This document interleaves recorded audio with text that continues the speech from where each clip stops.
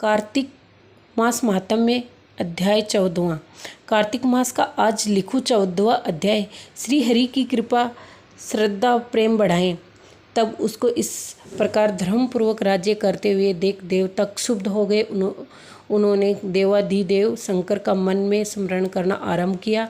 तब भक्तों की कामना पूर्ण करने वाले शंकर ने नारद जी को बुलाकर देव कार्य की इच्छा से उसको भेजा। और शंभु भक्त नारद शिव की आज्ञा से देवपुरी में गए। इंद्रादिक सभी देवता व्याकुल हो शीघ्रता से उठ नारद जी को उत्कंठा भरी दृष्टि से देखने लगे।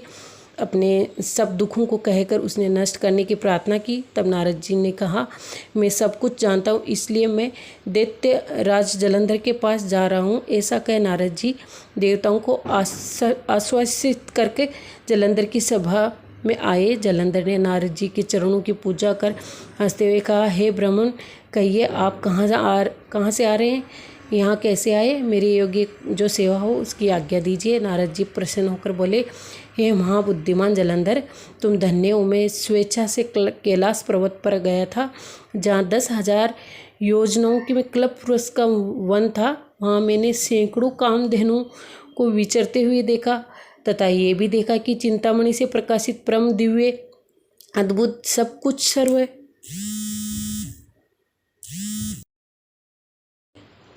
है। मैंने वहाँ पार्वती के साथ स्थित शंकर जी को भी देखा, जो सर्वांग सुंदर गौर वर्ण त्रिनेत्र और मस्तक पर चंद्रमा धारण किए हुए हैं।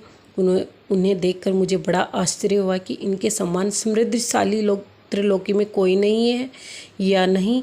ये दैत्येंद्र, उसी समय मुझे तुम्हारी समृद्धि का स्मरण हो आया और उसे देखने की इच्छा से ही मैं तुम्हारे पास चला आया हूँ। ये सुनकर जलंधर को बड़ा ही हर्ष हुआ। उसने नारद जी को अपनी सब समृद्धि दिखला दी। उसे देख नारद जी ने जलंधर की बड़ी प्रशंसा की और कहा, निश्चय ही तुम त्रिलोकपति होने के योग्य थे। ब्रह्मा जी का हंस युक्त विमान तुम ले आए हो और दुलोक, पाताल और पृथ्वी पर जितने भी रत्नादि हैं सब तुम्हारे ही तो हैं।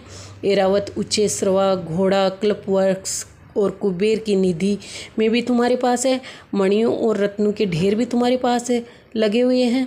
इससे मैं बड़ा प्रसन्न हूँ, परंतु तुम्हारे पास कोई स्त्री रत्न नहीं है। उसके बिना तो तुम्हारा ये सब फीका है।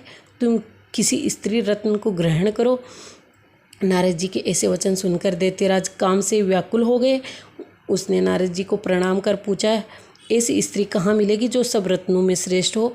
नारद जी ने कहा, ऐसा रत्न तो कैलाश पर्वत में योगी शंकर के ही पास है। उनकी सर्वांग सुंदरी पत्नी देवी पार्वती बहुत ही मनोहर है। उनके समान सुंदरी में किसी को भी नहीं देख सकता। उस रत्न की उपमा तीनों लोकों में कहीं नहीं है। देव ऋषि उस दैत्य को ऐसा कहकर देव कार्य करने की इच्छा से आकाश मार्ग में चले गए। कार्तिक मास महात्म्य अध्याय 14वां समाप्त। मिलते हैं अगले अध्याय में। तब तक के लिए राधे राधे। जय श्री कृष्णा।